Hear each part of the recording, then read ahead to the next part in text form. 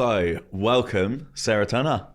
Hello. They think it's all sober, episode 4 of Yes. season 2. Amazing. Thank you so much for joining us. Thank you for having me. I'm so excited to be here. And the longest pilgrimage, I think, of any guest thus far. Thus far. That's true. Yeah, up from the countryside in Devon. Nice. Is it rainy down there at the moment? Yeah, it's pretty bleak. To be How fair. was Storm? Was it Storm Kieran? Oh, Was it bad? I mean, our kids' school was shut because it was expected to be so bad, and then it was kind of we were on bin watch, and a couple of bins blew over, and that was about it. Pathetic. Yeah, but I mean, I think it was supposed to be really bad, and Cornwall had it really bad, but it didn't like move up to ours. I saw a really bad video in Swansea. There was like an old person in a mobility scooter. Oh no. They were safe, don't worry. There's no sad end to the story. Phew. But there was like a railing, but they'd like scooted themselves to the bit there wasn't a railing, and this wave comes and just knocks them over, nearly drags them out to sea, and I was like, that's so bad. Oh no. I've got big fear. Like, I love being in the sea, but then when it's like stormy, I'm like, fuck that shit. Yeah. Like, What was the storm before Kieran? There was Babbitt. one. Was that what it was? Storm Babbitt. So I'll tell you what, I was sitting there at home and my fiance was coming back from her hen do. So they'd obviously been on a weekend in Croatia, all feeling a little bit fragile. Because she still drinks, Yeah. but like not much. And but obviously on her hen do she did. And they're flying back, so they're all leaving Croatia, sort of completely no sort of warning that there's this storm. And I remember being there with Zach, I put him to bed, looked out the window and saw this like huge like lightning electrical storm going on. I went, she's flying back in that. Mummy's in the air. And then honestly they landed and she rang me and they were like, all of them were like in tears and said it was the single worst flight that all of them, and even my mate Ellen who's done like 400 flights, said they all thought that was it. About 15 people threw up on the plane, people trying to call, like, because they couldn't get through it. It sounded horrendous. And I was thinking like, oh my God. It was scary anyway, but oh my God, that flight would have put some people off Yeah. their life. Yeah, I know. I was like, wow, I'm glad that I wasn't on that. People praying to Ronaldo. People praying to Ronaldo. Yeah, that's true. But yeah, no, me. thank you so much for joining us. And yeah, so I think generally the format we take is we kind of go back a little bit into people's kind of past of what, drinking habits were perhaps growing up. And to give some context to our listeners, you recently celebrated a year of sobriety. I did, So yeah. congratulations. Thank you.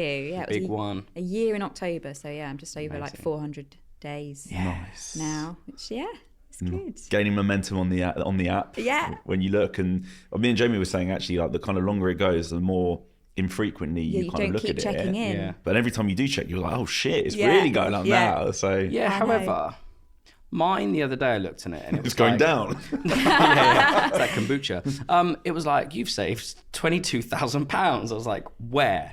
Like, probably it's all gone on that fucking sign. I know. Well, we were saying like I don't think we're saving money, and I think we are in some places, but we're still socialised. So we Yeah. still go out, still buying rounds for people. Yeah.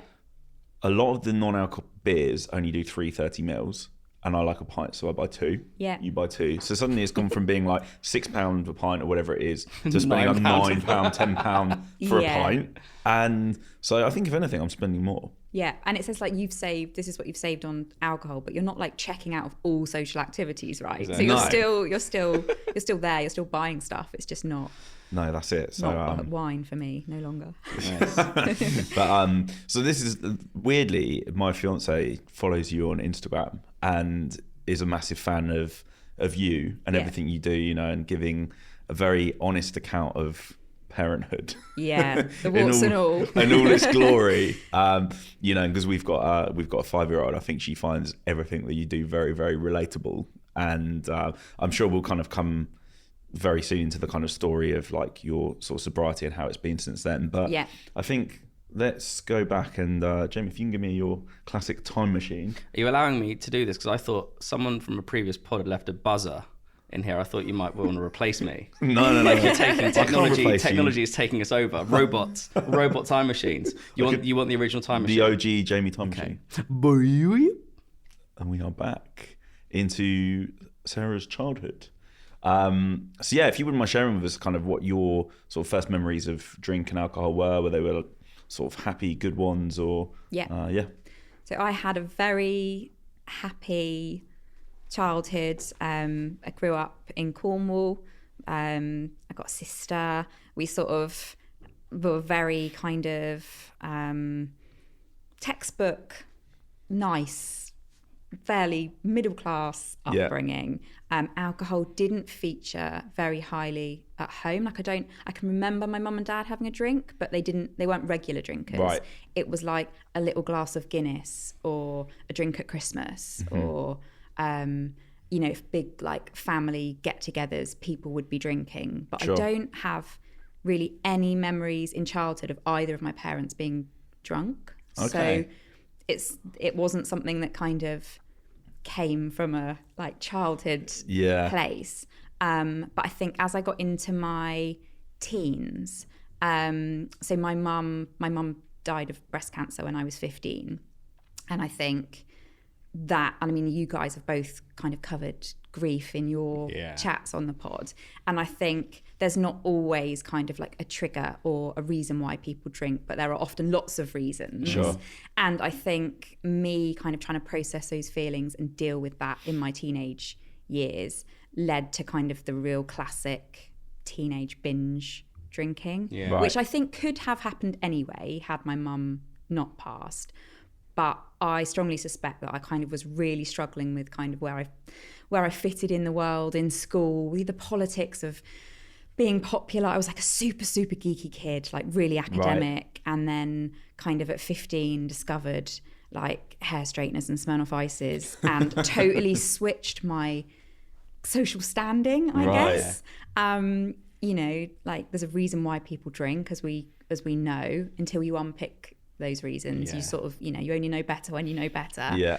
And for me, that kind of teenage binge drinking pretty much every weekend from the age of 15 was what I lived for. It was a way of blocking out how I was really feeling about my mum, I think. Yeah. But it also just made me feel really like connected to my peers, like of course, just those friendships and those nights out that we were in a Cornish town, and we had like, so people's experiences of underage drinking will be vastly different, but ours were, at the time, you could pretty much get served in any pub. We had a really, really shit nightclub on a little industrial estate next to the football club that you had to get a minibus up to. Amazing. At last pub chuck out, and it's just where everybody went. It was called Oasis, but nicknamed The Shed. So like, you go in Shed? Yeah, we're going Shed. Yeah. And so from 15, every weekend, that was what I did. So I worked hard during the week at school, but then like proper binge drinking. So binge drinking often to blackout at the weekends. So the weekend party hard. Yeah. Yeah.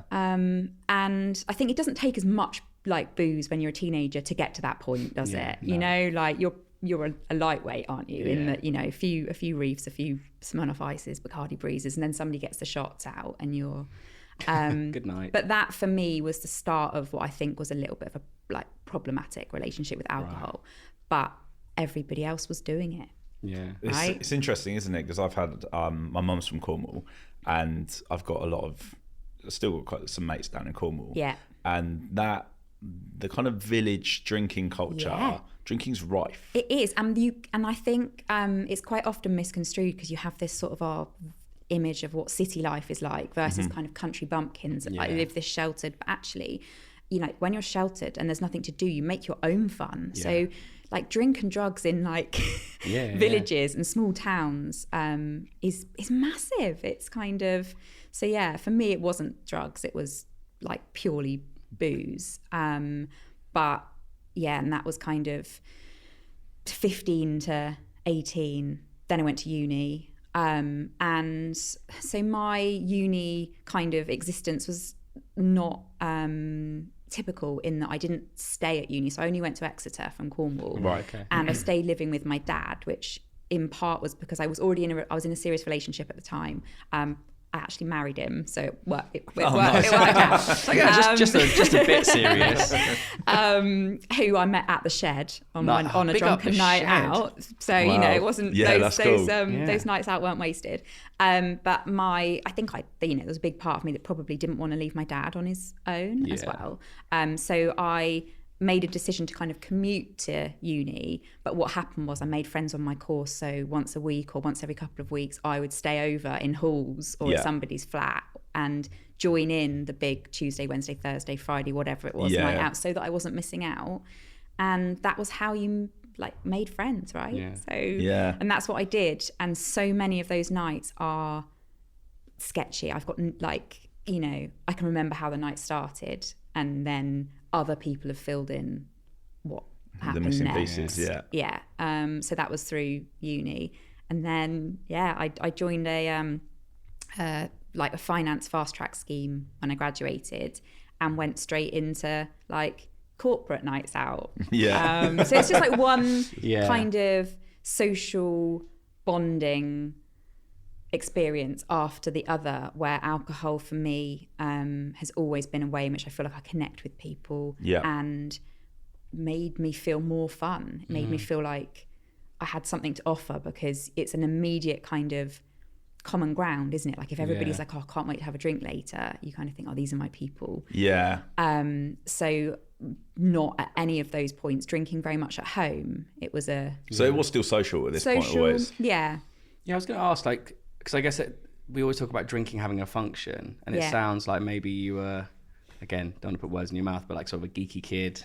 Maybe not the most popular. No. And obviously you have the terrible passing of your mother. Did that kind of link in with the drinking and you wanting to become someone else? Or like what what did that kind of, we always talk about the characterization of the human and the alcohol. Did you feel like that played a part for the next 5 or 6 years? And I think what happened was like as humans we do things and then we start to recognize patterns, don't we? So for me it was when I have a drink and I go out, you know, I chat to more people. I'm like a slightly dialed up, more confident, flirtier version of myself, and people were kind of responding to that. So I felt like I was getting something back. Like I felt like I was more fun to be around when I'd been drinking, and I liked that. I looked forward to it. It was kind of you know, I'd got to the point where if I had to do an event sober, I would almost be like, what is the point? Like, what's the point of going if you can't drink? Because that's so much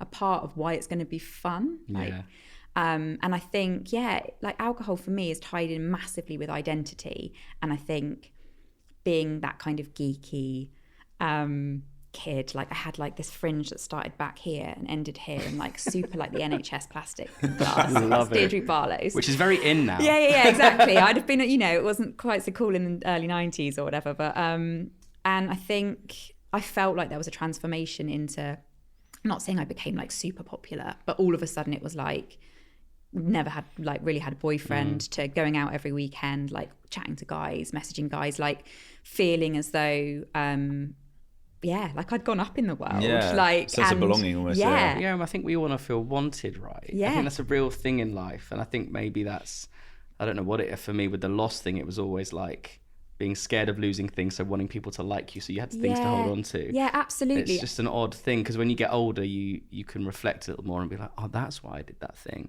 But when you're in it, it's like you say, like this thing gives you, the alcohol gives you this ability to just communicate and become someone that you think people like more. And it's sad because they'd like you regardless, but we all, I think many people, I'm sure many listening would understand about falling into that trap. And the more nights out you have where you do bond with people, the more it's a self-fulfilling prophecy, like you're proving to yourself that, well, that's how you then make friends and bond with people, so you just keep doing it. And I just transferred that way of making friends to every avenue, so which every time I started a new job, it was, I'll get to know these people, I'll really get to know them when we go on a night out. And that kind of continued. But it wasn't like drinking at home, it was binge drinking, and it wasn't even often, especially when I had kids. I had kids quite young, so I had my first when I was 24, and so, you know, kind of my 20s weren't really wild, but if I went on a night out, it was a classic, like, well, you know, mum's letting her hair down, and, you know, would always take it too far. No off switch, often resulted in like horrific nights out, like, you know, the kind where you wake up and you go, for fuck's sake, like You wake up with injuries, Yeah. or you can smell that you've been sick. Yeah. Or you wake up without any clothes, right, Tom? Oh God. Let's not do that. Oh God. There were it would always be, but yeah, I get it, because you're like, how, when you don't, like, for me, it would be, I didn't know how I got home, or I'd have a message from somebody being like, are you all right? And I didn't know why I wouldn't have been all right. God, So I've done something So you that jump means, to the do you know what I mean? You're like, oh shit. Yeah. And because it was happening so infrequently, and because even then, like, a massive kind of bender and a hangover in our society is kind of celebrated, isn't it? So even then it would be like, like, I can remember nights when, I've walked into work and it's kind of been like, oh, there she is. And even though I felt that deep rooted shame, like the dreads, I always call it, like the anxiety, Yeah. even though I felt that, you still get a little bit of a kind of, there's kudos to, like, she's good value on a night out. Yeah. And I think I kind of liked that. It was a way of holding on to my pre-kids identity, I guess. I get that, because we always used to call it like, oh, good team sheet tonight. Yeah. And it used to be like the kind of key root players who you'd have a really good night out with. But we always talked about it like, there were some of us, like, myself and a couple of other friends that we've talked about before, people would probably go, yeah, good team sheet, but at some point these guys have the potential to take it too far. Yeah. And we don't know what the fuck's going to happen. So it was almost a bit of like the grenades. Yeah. The grenades. So. I can remember being, when I worked in finance, I can remember being introduced to another team from another office, like it was some sort of like an away day or course or something. And when we were talking about going out later, they introduced me as, this is Sarah, she's a bit of a liability on a night out. Like that was my reputation. Yeah. And like, not happening very often, but if they did, it was kind of, well, who knows what's going to happen. Yeah. And that did used to scare me, but I used to think, well, it's only every so often, so it doesn't matter. Mm-hmm. Did you find yourself then playing up to that a bit subconsciously, or did it give you the fear? I used to hate it in a way, because I found that if I had a big night out coming, and when I say a big night out, like as a mum, that might have been like, cocktails with the football mums, so the mums of the kids my son plays football with. But because it meant like getting dressed up and all meeting, and I'd look forward to it, but I'd have a little bit of that dread in my stomach of, but I need to remember that, not to drink so quickly, and, try and have a soft drink between like every couple of drinks. Yeah.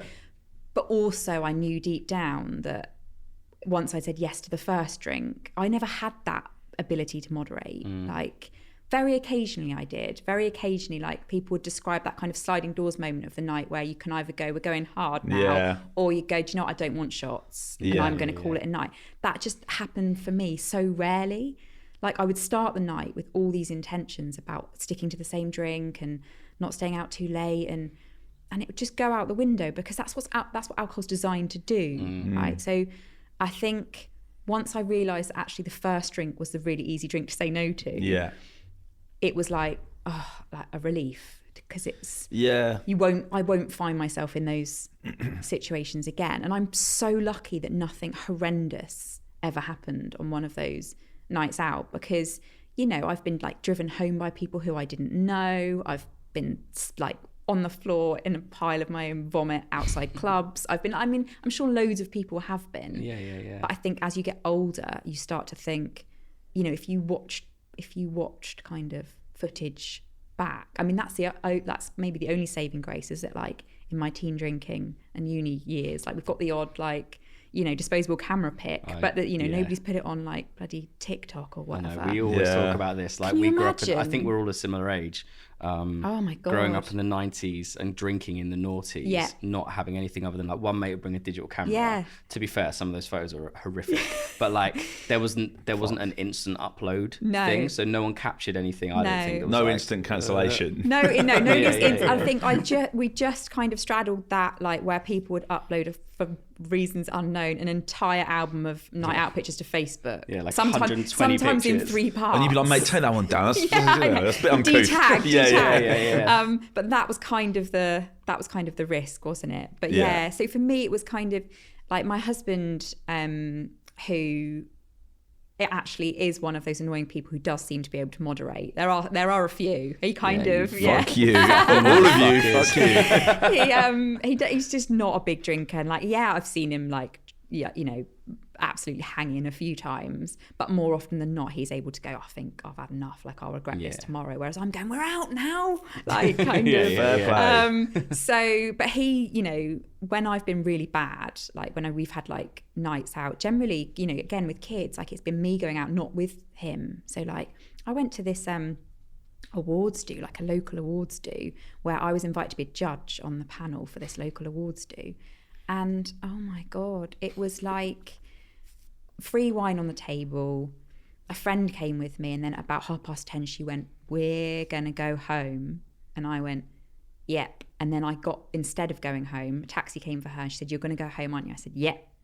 And then instead of that, I got the party bus from the event into town, where they had like an after hours, I don't even know what it was, an after party, and it was absolute carnage. Like I was knocking into people. I was supposed to be there in kind of like a formal professional capacity. What were you judging by the way? I must ask. It was like local businesses. Okay. So it was kind of like a business that's done this, or a new business, or an emerging brand or whatever. In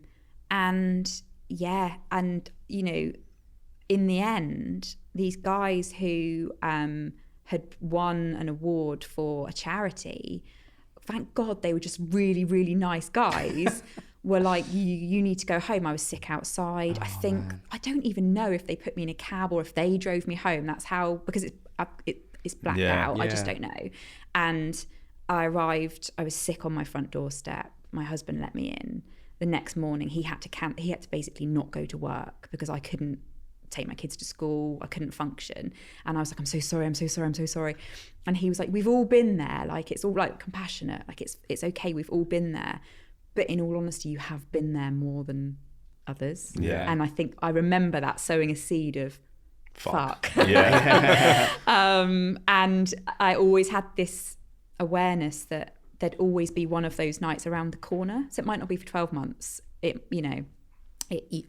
was no way of knowing when the next one would be, but there'd always be another one where I would take it too far to black out drunk. It's just that's like who I am when I drink. So that was, and having 3 kids, it started to really frighten me. I started to think, I don't know when she's going to come out.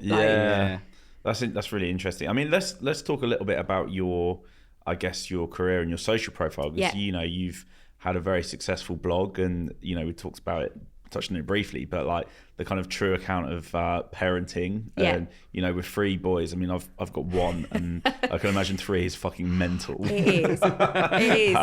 So I mean, if you wouldn't mind sharing, I guess, like the start of you from when you started doing the blog, and I guess your kind of success through there, and also like navigating, I suppose, the drinking and nights out with 3 kids. Yeah. So the blog came about. I had a part-time job. I was working in kind of in admin at the uni. I had Henry, who was like 1 at the time, and I was really struggling with parenting. Like I found it. I didn't go into it thinking it was going to be easy, but I felt massively like I'd been missold. Like it wasn't quite like. And at that time, like the landscape, thankfully, has shifted massively, and now that kind of honest, more frank account of what it's like to raise kids is widely available. But at the time, it was a very glossy version of parenting online, and in magazines and on TV, and I just felt like it didn't match up to my own experience. So I've always loved writing, so I was like, I'm going to start writing a blog. And to be honest with you, it was just like letting off therapy, steam. It wasn't for anybody. I didn't have any social media pages at this point. I just started writing it like a diary. I think my first post was called "Other Mums Must Be Lying," which gives you an insight into my headspace at the time.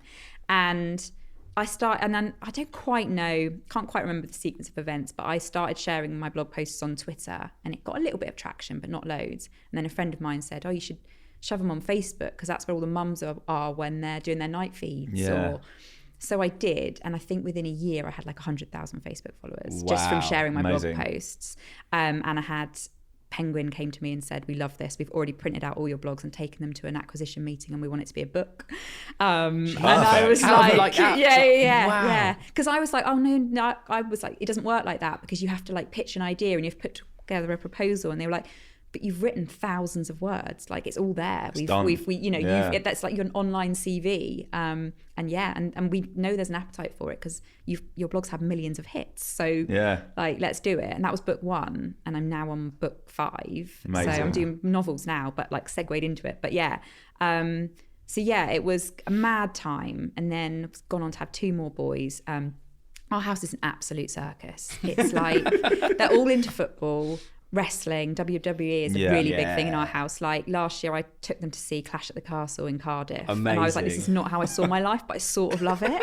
Like we did a meet and greet with some of the wrestlers. Oh my God, Amazing. it was brilliant. That's so cool. It was so fun. I loved wrestling as a kid. It's totally new to me in the same way that kind of football is. And now it's like, I think there comes a point where you have to, like with the 3 boys and what their interests are, you have to kind of just surrender. You have to just go all in. So football, I'm there. Like grassroots football is brilliant. So they do support Exeter City, nice. Which is really not very rewarding at the moment. But you know that's it's right for where they are. And then there was a massive family drama because my husband's a Man United fan, and so sorry. And I know it's interesting times in our house at the moment. Fucking United all over this is. And his brother is a Liverpool fan, and the kids my eldest once spent a weekend with Uncle Sean and came back a Liverpool fan. Oh no, Uncle Sean doing the dirty. Uncle Sean. And James, my husband, did the whole. Well, you know, it's up to you if you want to completely betray me. And Henry was like, yeah. So that's it. All 3 of them are like. All three of them. Henry and Sean. Henry, Jude, Wilf are my boys, and they're all Liverpool fans. /Exeter. Nice. So. Well, I'm down there in a couple of weeks because my little nephew plays for Oxford. And it's Newport away Sunday and then Exeter in a couple of weeks. So I'll be down there. Nice. In the under 14s. Oh, I love it. And this is it, like grassroots football. Yeah. Again, that's something else, like in terms of drinking, like the benefits. I know you guys have talked about this before, but kind of that joy, that relief that never leaves you of waking up and not having a hangover. Yes. There's no place that I would rather not have a hangover than a 9:00 rainy under 9s football match, which at times, I mean, God love it, like, wouldn't be without it, but sometimes getting everybody there and it's freezing and I often now find myself thinking, oh my God, imagine this hungover.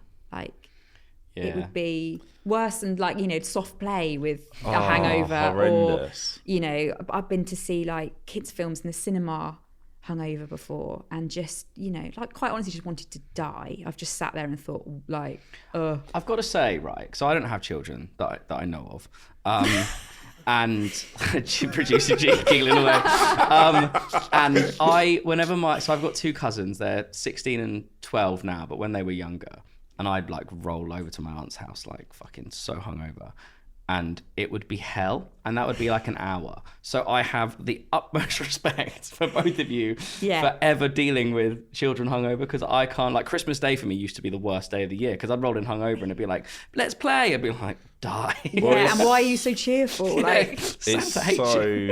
I mean, I changed my relationship with drink when I had Zach, and I pretty much. I can't remember if I told the story on my episode or not about when I stopped drinking at weekends, when he, and I'll keep it as short form as possible, he was 6 months old, and my fiance has 2 older kids, my stepkids. She promised to take them to Thorpe Park. I completely forgotten. I went and got completely shit-faced on the Friday night. I rolled in at 6 a.m. 7:30, she hands me Zach, who's 6 months old, and goes, you forgot, this is your problem. I went, fair play. And I remember, I'm off to Colossus. I'll take this. And then I remember it was the hottest day of the year, and I'd left my car at my parents', which is about a 12-minute train into Reading. And I was like, right, I've got this. What I'm going to do is I'm going to, I'll get up, I'll shower, it'll be fine. I'll take him in the pram, get on the train, go to Reading, nice walk along the river, go to mum and dad's, they'll help out for a bit. I can, crash for a couple of hours. Anyway, that was my plan. I got on the train and Zach had a tummy bug that was brewing. So I got on the train and I get him out of the pram, like, all right, mate. And I'm there, like my heart's going, I'm feeling like shit. I feel sweaty just thinking about it. He then projectiles like all down me, like everywhere. It's fucked. And I've had one of these reflexes where I like sick or shit or anything. I'm there. So he's there. And obviously I'm still like, I'm running on 1 hour's sleep. I'm hanging from the night before. He projects on me. I then project out. And then someone's got on the train and gone, oh God. I'm covered in sick. The seat's covered in sick. People are getting on going, Jesus Christ. And then the train stopped at Feel. The door's open. I remember ringing my dad. I was like in tears. I was like, Dad, like you need to meet me at the station. I was like, bring a towel. Ibuprofen t-shirt. Bring a towel. And like, honestly, and because I'm like covered in tattoo, I'm covered like head to toe. I've taken my top off. People are just getting on the train. They're seeing sick. Some tattooed man standing there with his top off. With a baby. I've never felt more judged. Oh my God. And I got there, and my dad and mum were waiting at the station. I walked out the station without a top, It's covered like in the sick. hangover. It is. And I got there and I said to my dad, I'm never drinking at weekends again. That's when I stopped. And so weekends, and I mean, obviously I did. There were a few weekends if there were like mates parties and stuff. But, Yeah. That was me going, never again. No, So, it is just brutal. I think because Can't wait. I'm sober. I'm sober. It's fine. Because a hangover is so, you lose a day, don't you? At best, like it might be 2 days if you're still struggling on hangover day 2. But with kids, you don't have that ability to write the day off. You can't, because every moment of that day for kids is still accounted for by, well, they want to do stuff. They need a snack. They need, shit needs doing. You can't just be like, no, I'm checking out of today. So I think, that's why I think my kids, I never really, I think they've probably seen me drunk a couple of times, but it was always kind of compartmentalized to that night out. I think I said I'd never been a big drinker at home and, was never a daily drinker. Was never somebody that was polishing off like more than half or, 2/3 of a bottle of wine in one sitting. But my at-home wine consumption was creeping up the year before I stopped. Do you think... Sorry to interrupt. I was going to say, do you think that was because you were going out less but needed something to fall back on? Or? I thought it was because I'd become a lot more sophisticated. Obviously. And, drinking a glass of red after... Glass of Merlot, darling. After Get that work. Malbec out. It's kind of...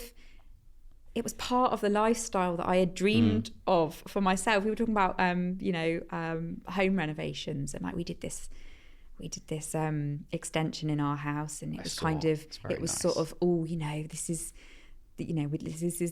what we've been waiting for. We're gonna have a kitchen with an island. Like for me, that was like you made it. Basically, you've done it. We can retire now. And in that vision was me sat at the island with a glass of wine. Like that was the sophisticated adulting that I had have the imagined. kids' parents over and have exactly. wine on the island. Yeah.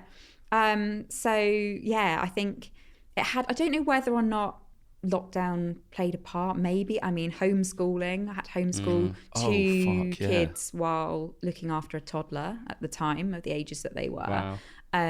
So there was definitely, and I definitely, there's a big kind of mummy wine time culture online that I don't feel like I was massively a big player in that. But I did used to feel like I bonded with my followers by being like, we've had to teach phonics today. The least we deserve is a few G&Ts later. Yeah, of course. And I used to get a lot of engagement back from that because everybody was in the same boat. So you sort of felt like you'd found your tribe. And again, that identity thing of, well, we may be at home, in our joggers homeschooling, but you put, a bit of R&B on and get your glass of wine out and you're straight back to that, nightclub that you remember being a bit more fun in. So, my home drinking was never problematic in terms of units or I wasn't waking up hungover or unable to function in any way,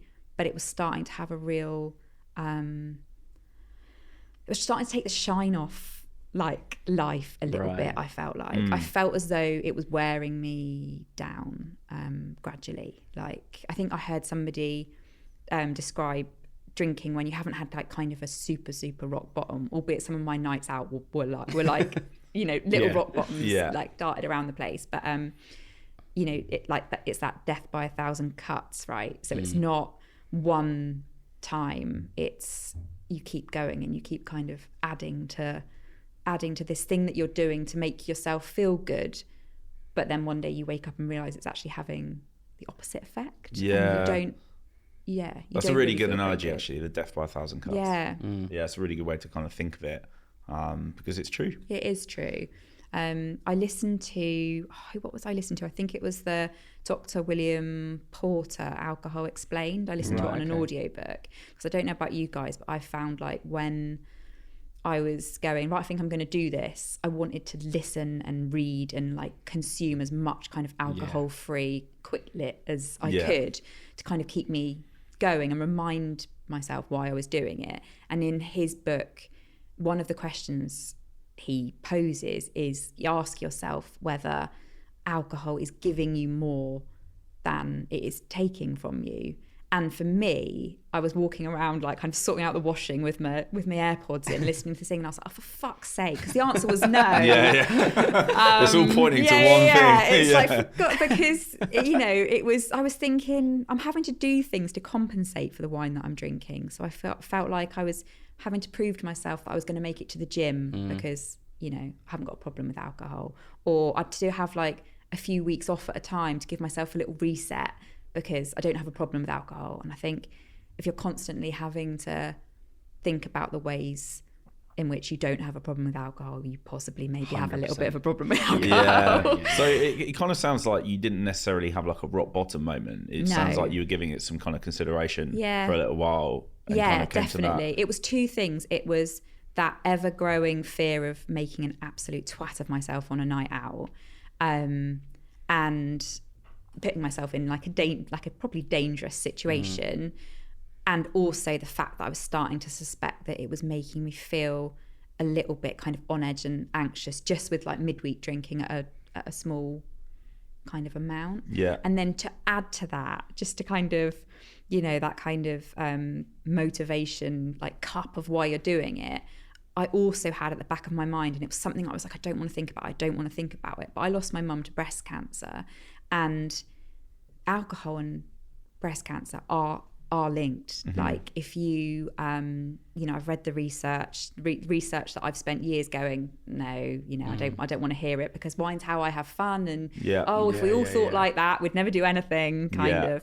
And then I think I read something that said, like, compared to women who don't drink at all, women who drink 3 alcoholic drinks a week, so just 3 alcoholic drinks a week, are 15% more likely to develop breast cancer. And does that thing go up exponentially based on the numbers? Yeah, it does. And I think Cancer Research had done some research where they said, I think 1 in 10 cases of breast cancer now can be attributed to alcohol. So that's like 4,000 plus women a year.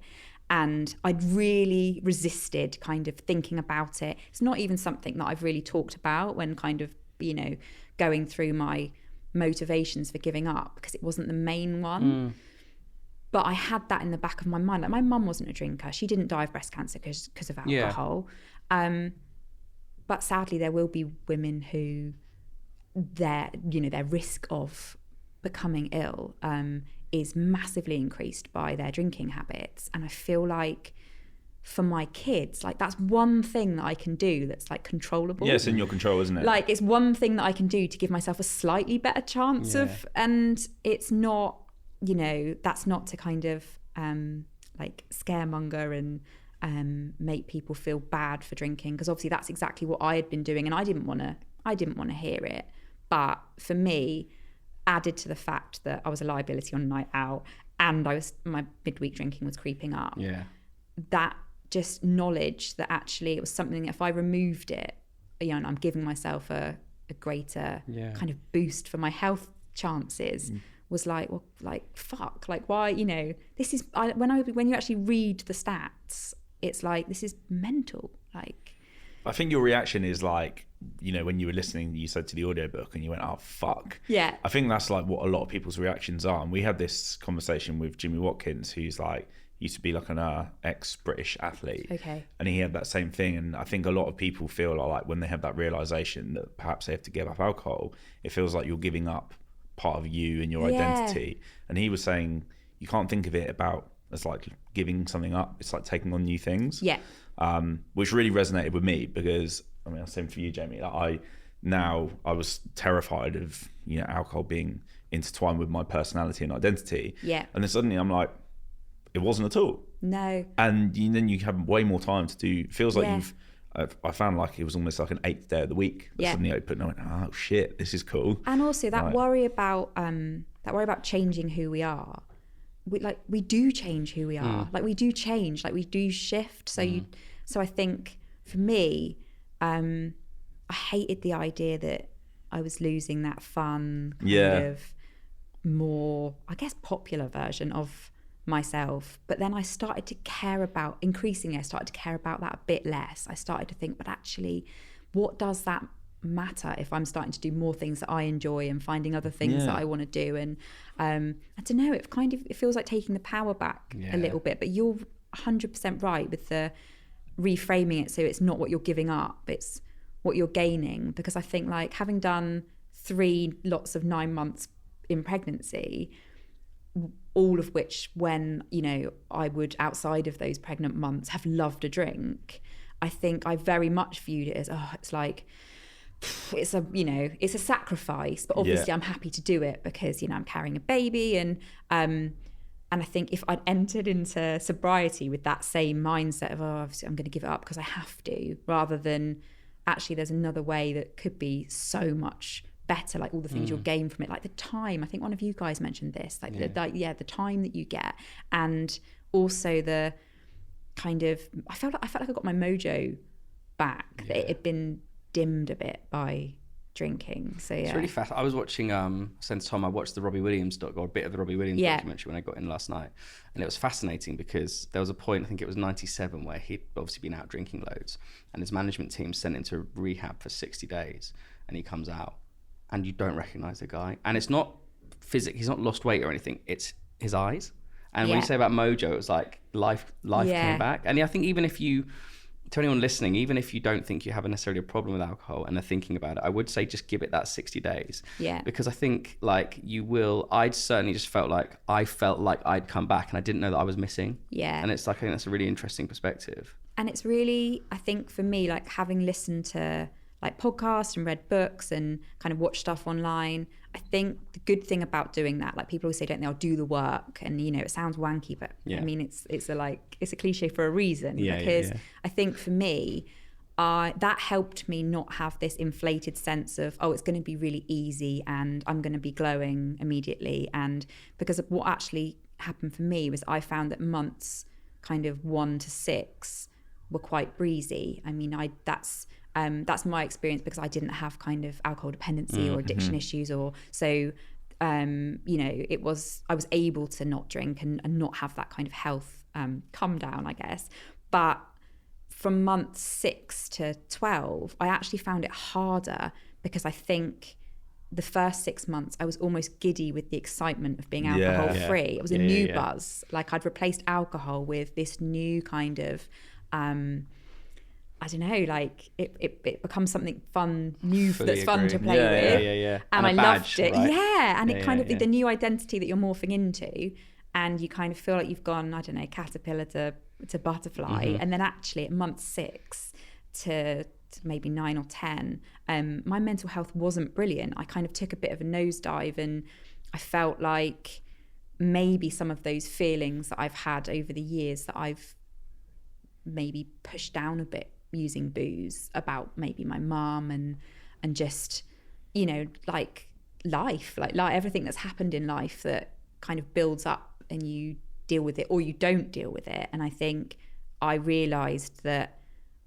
I was feeling all of my feelings in like they were in 4K high definition, and I found that really scary because I sort of thought, oh God, now I would just have gone and a bottle of wine would have taken the edge off. But what would have happened was it would have taken the edge off that evening. And then the next day I would have felt even more shit. So it's been like a process to kind of understand that you don't necessarily give up booze and then this shiny life of alcohol-free joy, you know, comes straight in. There are, it's kind of more like that. It's more of a roller we coaster. try and be quite vocal about that, because I think I felt the same. I think you're a bit different actually, weren't you? I think you struggled. I felt terrible the first 3 months. Yeah. But I was drinking very heavily at that point, and my anxiety was crippling, so I knew there was going to be a big dip before it came back up. And I think you were very different. You felt immediately very much more similar to you. Within like 30 days, I was like, I'm an angel now. It was a month into my sobriety that I ran into Tom at a festival, and that was when I was about 4 months, and I was starting to feel better. So I was like, mate, we've got to do a podcast about this. And I know you probably in your head were like, mate, you're a month in. Like, what the fuck are you on about? So we did wait, but I feel very grateful for that. You knew then. It's really interesting because I felt, you know, I'll put my hands up and say I felt really smug in those first few months. People hated me. Smug. I mean, I hate me a little bit. No, like I was like, I work in a co-working space, and I'd stopped drinking in the October, and I knew we had this big Christmas party in the December, and like the previous one had been like a messy affair. I mean, it hadn't ended in me being sick, but that was, but you know, I still can't remember the end of it. Yeah, sure. And I, like, people going, oh, but you will have a drink, you know, because, you know, people's reactions to you saying I'm giving up booze, like, I didn't make any kind of big announcement initially. I just sort of said I'm not going to be drinking at the Christmas party. And after I got past the no, I'm not having another baby, my husband's had the snip, we've got 3 kids, are you mad? Like, kind of line of inquiry. No more Liverpool fans. No more. Yeah, exactly. I can't, no more. Like, we've already, they've got enough for the Royal Rumble on the trampoline already. There's no more. As soon as I got past that, and that like, I genuinely just felt like so good about myself. I was like, I'm so, you know, that's not for me anymore. That's kind of, and I think once I'd got past that into the next year, kind of summer was approaching, I think that was when I first had that moment, oh shit, is this it? Like, and even though I felt healthier, physically healthier, like been going to the gym more, kind of found my work mojo had picked up a bit more again. But I sort of started to think, it like forever's a really long time, isn't it? So that for me was it definitely like. And now I got to a year, and I was like, and somebody said to me, oh, do you feel confident in saying that you can never drink again? And I kind of like, I've never said I'll never have a drink again, even though at the moment I can't imagine anything worse. But I think it's because there's still a bit of me that's so reluctant to go never again, because it was such a, you know, a big part of my identity for so long. But month one me was cockier than year one. Yeah. Honestly, and I swear to God, my ex-partner, probably now looking back, I probably really, really was an awful person to be with, because like she'd still go out and enjoy a drink, which is totally fine. And I'd just be like, that feels so good. Did you know? And I've tried really hard to not be. I've tried so hard to not be that person, like that dick that's like, you know, you can think it, can't you? You can think kind of, oh my God, that, like when people are describing to me how bad their hangover is now, because I've been reading about it and researching it, I'm like, oh my God, that's your body trying to process all the toxins. Like you're you know, like kind of, you know, when you know, what was it that, there was like, it was like the world, I think I Googled like right at the early stages, I think I Googled like, what is alcohol? I was like, you know, kind of, you know, we know what it is, but what is it? And it was like, the World Health Organization says it's a psychoactive substance, right? And it was like, that's, you know, it basically says it's designed to be addictive. It was like it's, you know, with dependent producing properties or something. And I was like, oh my God, that's the definition of it. Like, and if somebody said to you, know, do you want a glass of, you know, this psychoactive substance with dependent producing properties, you'd be like, fuck off. True. You know, it's so true though. What's it going to do? How am I going to feel tomorrow would be my question. It's interesting, isn't it? Because I think like what you said is like forever feels a long time. Yeah. I mean, we didn't have to do AA. Felt like we didn't need the structure, but we've got friends that have done it and it's been great for them. But some of the kind of points that we've David, who's our like sober psychotherapist, said a very similar thing, that with AA it's like just think about today. Yeah. It's like, you won't drink today. Yeah, Don't yeah. worry about tomorrow. Yeah. Don't worry about the event that's in 3 months or the wedding that's in 6 months' time, because you don't need to worry. I think that's where the app comes in handy, because you do that, you know, it's like affirmations or whatever. You do that pledge, don't you? Yeah. I won't have a drink today. And that's all you need to do. And then you just need to wake up tomorrow and do the same. And then before you know it, it's 6 months or it's a year. It's just roll into it. Yeah, So, which is really true. which is really great. So I mean, let's talk about some of the really good stuff, because like you said, like I think a lot of people get to the stage where you do have to kind of deal with your shit that you might have pushed away, which you inevitably have to do, whether that's like therapy or however you tackle it. But let's talk about some of the good shit that's happened since you've, you know, so you're what now, over 400 days. Let's talk about other stuff that's happened that's cool since you've been sober. Like, what's happened? What's going on? For me, the biggest gain has been probably that feeling that I like trust myself more. So I trust myself more not to kind of let myself down, which means I'm also then thinking, well, what else, like, if I'm not drinking, what else would I like to do? So it's like I have that kind of excitement. It's almost reminded me, and somebody said this actually, like, it's kind of ironic that the sort of kid that I was moving away from being, which was that really geeky kid, now that I'm not drinking, I feel like I'm slowly morphing back into her. Like, so I've, you know, I started listening to, online like language courses or audiobooks that will actually like teach me something, and kind of have that real thirst for like, I want to know more stuff. I want to take myself back to that kid who was like really curious about the world and geeky for we always say that, don't we? Everything. That's so interesting. And David, again, who the psychotherapist, was saying that, I know it's another AA thing, but he said the day that you stop drinking, you return to the age where you started drinking. And then you have to like learn to do all that stuff over the last, like, you know, couple of decades you've been drinking. Exactly. And, you know, loving, you know, sex again, like sober, and all this stuff that you just never really thought about. Music for me, the big it's such an odd thing. I fell in love with music again, which is a joke because it's my career. But how many concerts have you been to where it's complete, the benefit of it is completely wrecked by the fact that you either are not present or you don't remember it, or You're Mike Skinner play your 30th, you can't remember it. I had the street DJ set on my 30th. It's ridiculous. But like, I remember the worst one for me actually was me and my best friend George loved Jamiroquai. And they hadn't played in like 10 years, and they reformed and they played the O2, and I couldn't tell you a single thing. And I never got blackout drunk. It was not really a thing on my radar, and I don't remember anything. No. And I haven't seen them since. And I'm like, that is so fucking heartbreaking to me. It's ridiculous. Because you might as well not be, like, you were there, but you might as well not be there. So for me, that being present, so and like with the kids and stuff, like having it's still hard, right? Because it's 3 kids and they've all got like yesterday, for example, had just had the most insane evening with the kids. Like one of my kids has a bit of a phobia of blood, and he was playing football in the garden, slide tackled, knocked a scab off, saw some blood, had a funny turn, was sick everywhere.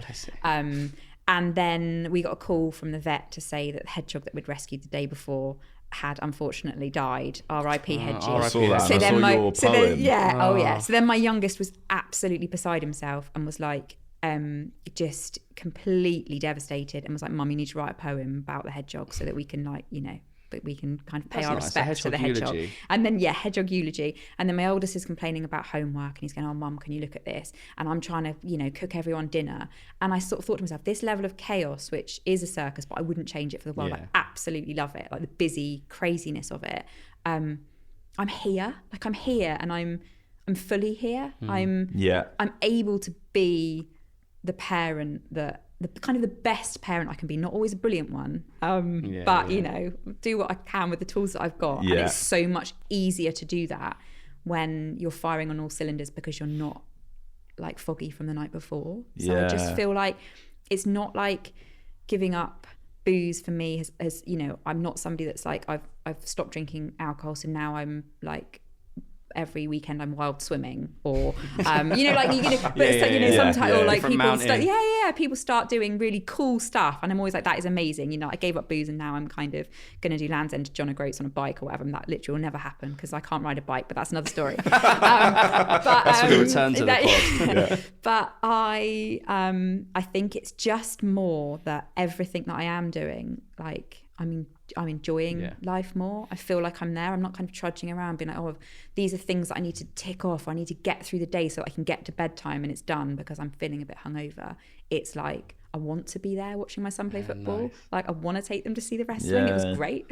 I want to, you know, like, be there for all their important milestones and be there, not be thinking, oh God, I hope this is over soon so I can get the bottle of wine out. Yeah. And being present is like a real gift of sobriety. It really is. That was for me as well. I was like, my son is never going to remember me being hungover. No. And I'm like really grateful for that. Yeah. Because I think if I'd have continued, he'd know. I've also hung out with your son, and it's like he's constantly on 10. So I can imagine if you were hungover, I'd just be like, oh my God. I mean, I think it's probably boys in general, right, are very full on. And he's like very, very like, he's so sweet. He's great, but he is a lot. You know, from the moment he wakes up, he's like, morning! It's like wielding a sword, and suddenly you're like, okay, let's go. And their toys and their games and everything is noisy as well. So like with a hangover, I can remember having a hangover and one of my kids coming into the bedroom with a lightsaber that like went and then went like red to blue and like literally like swooshing it around like by my head.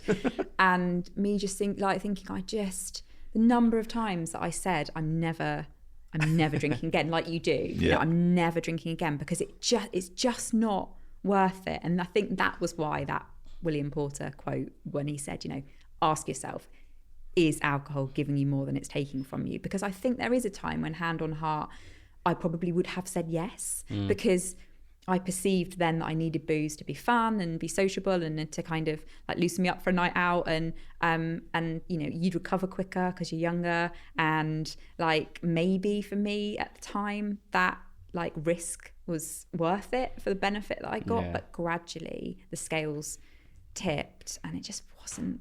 It just wasn't. How's your relationship been since you stopped drinking?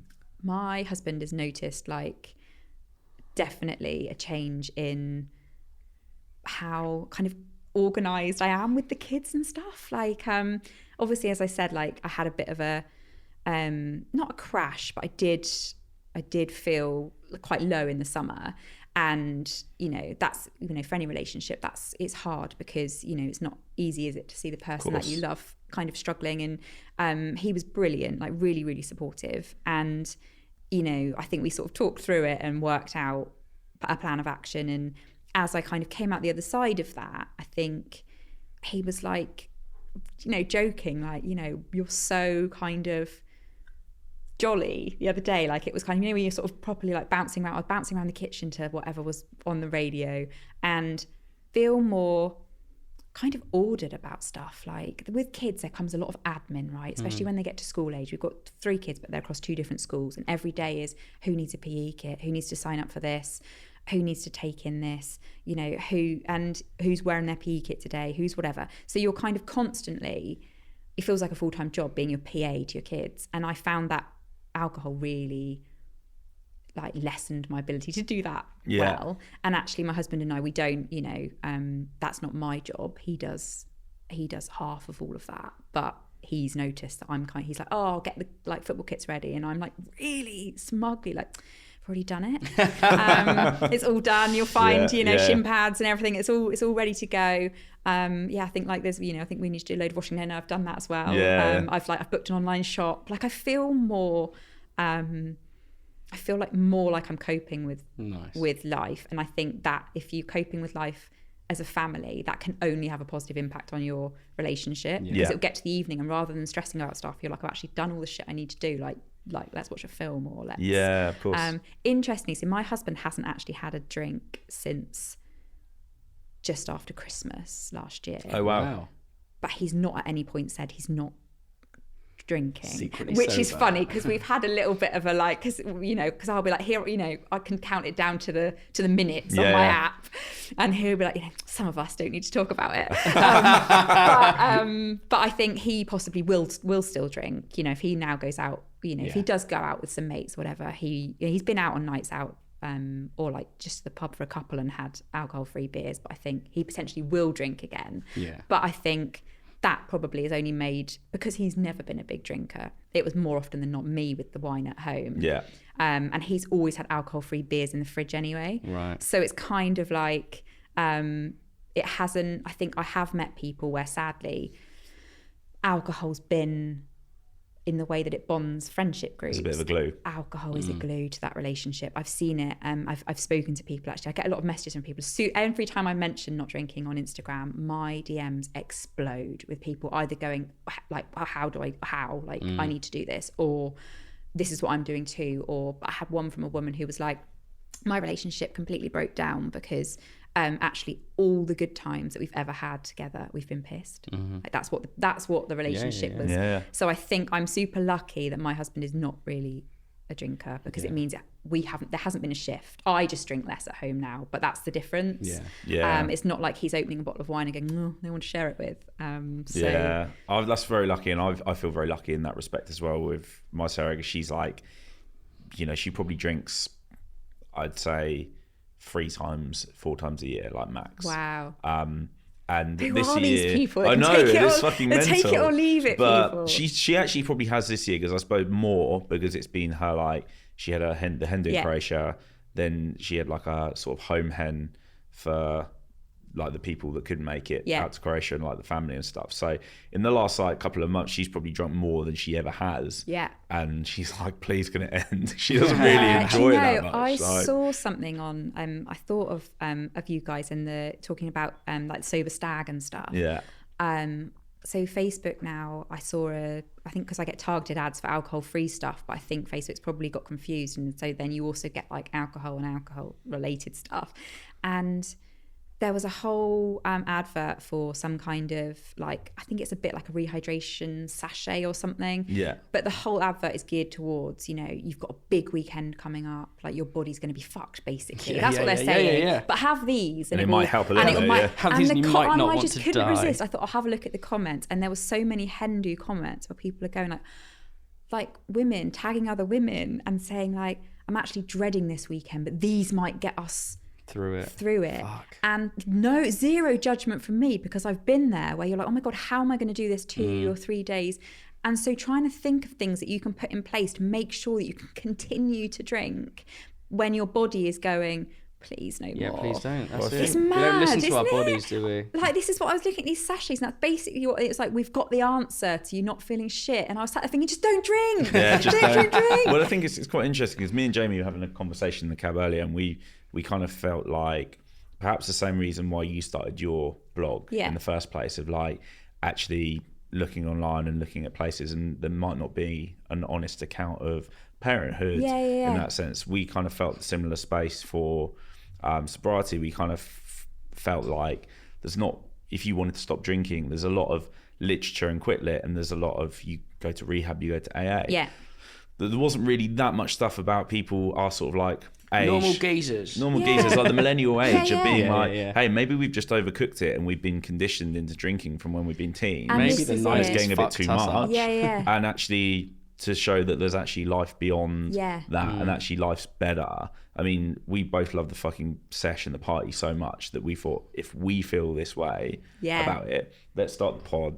Let's have an honest conversation about sobriety, about therapy, about all the shit that not really that many people talk about, and try and especially blokes actually. I think in terms of mental health and stats around kind of willingness to open up, and like really scary stats about male suicide, and it's horrible.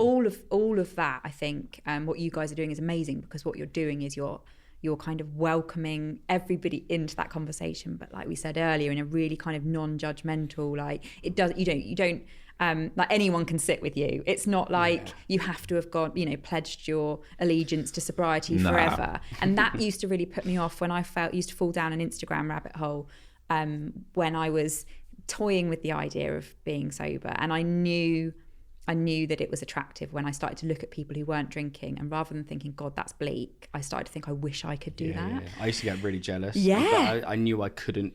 I thought I couldn't do it, and then you kind of get this weird resentment. Do and people I think say that to you now? I think a lot of relationships in my life when I went sober ended because I think people didn't like. I think you hold a mirror up. Yeah, you do. And I really tried to never be judgmental. I've never cared. I didn't care if someone went out and did gear till 4 a.m. or if someone cancelled something because they were hungover. But I think it does hold a mirror. And if someone's not ready to look at themselves, which is completely fine because not everyone is, I think it can be easier for people to step away from you than it is to kind of embrace and support you. Because I've had people that they're like, they just make those little snide comments. Oh, but you won't be drinking or you won't be doing that. I'm like, but I still want to come. For me, in kind of the mum circle, it's much more been people who you can immediately see that they're defensive, even though I'm not on the offensive. All I've said is I don't want, I've gone out with some mums and they've got shots in and I've gone, not for me. That's it. I haven't gone into war and peace about alcohol. I've just said I don't drink.